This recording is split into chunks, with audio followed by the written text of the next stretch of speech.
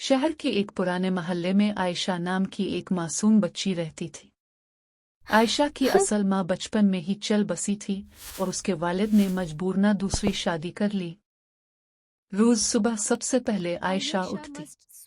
वो झाड़ू लगाती, बर्तन धोती, कपड़े धोती और घर के हर काम में मसरूफ जल्दी हो काम जाती। करना लाइक दिन भर सोती रहते हैं क्या?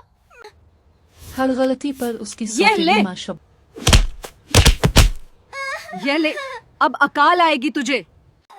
शबाना अपनी बेटी हैना को गर्म खाना और मीठा तुम देती। बाद में खा लेना।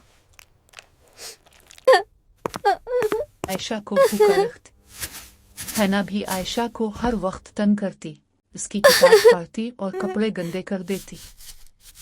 तू तो खुद ही गंदी है, तेरी किताब भी गंदी होनी चाहिए। आयशा हर वक्त उदास, भूखी। पार्ट 2 देखने के लिए अभी चैनल को सब्सक्राइब करें।